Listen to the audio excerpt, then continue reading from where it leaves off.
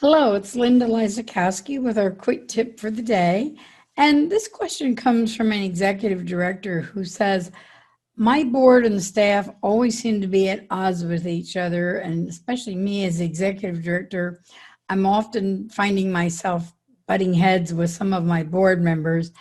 And I just don't know what to do about this. Do I fire the board and start all over again? Have I chosen the wrong board members or what? What can I do about this?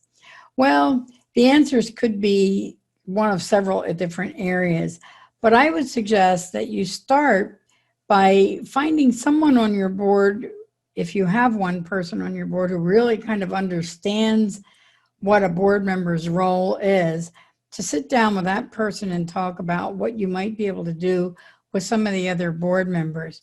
I think perhaps what is mainly the problem is that maybe you have recruited the wrong board members and maybe you didn't make it clear what those roles and responsibilities were from the very beginning. So let's take a look at your job description first. What does your job description say as a board member's role?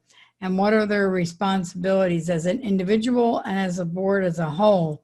Now, if you don't have a job description, that's part of your problem right there, and you probably need to develop one. But you really need to recruit board members in a much more proactive way. Don't just take a board member because you need to fill a seat and there's a warm body and they seem like a good person, so let's put them on our board. And oftentimes you end up with the board member from hell, frankly. And I think we've all seen that and known what I mean by that. Some of the board members who are constantly in your face and telling you how to run your office, trying to boss your staff around when that's really your job as executive director. So a lot of this comes in the board recruitment process. And sometimes you do literally have to fire board members. We don't like to do that, and there's plenty of other alternatives. It might be sitting down and talking with them. It might be engaging a governance consultant to come in and work with the board and do an analysis. Sometimes they'll listen to an outside person better than they'll listen to a staff person. So I would suggest that you look into a governance consultant that might be able to analyze what the issues are. And sometimes it's just one or two board members, but they're very vocal and they're kind of dominant personalities, you know, the type A personality.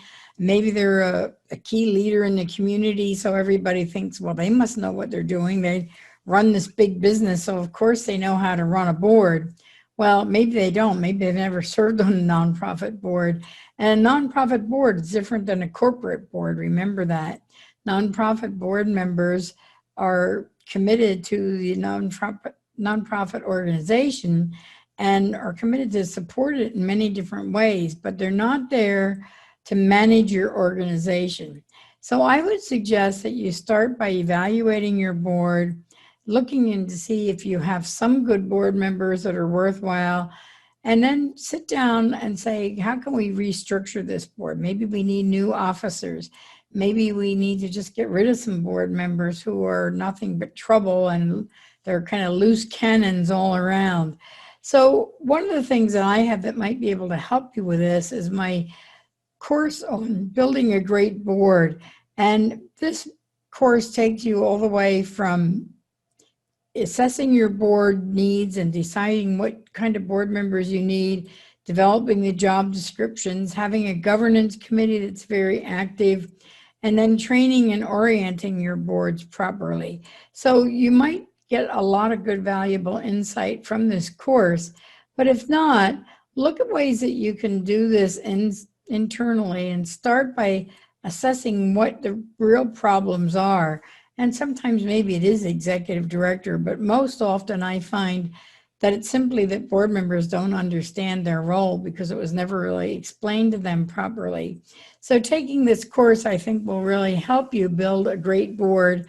And I'd love to hear from you how it worked, if you were able to build a great board and maybe get rid of some of the troublemakers on your board and grow with a whole new direction. So bye for now, and I'll see you either in my course or at the next quick tips. Bye.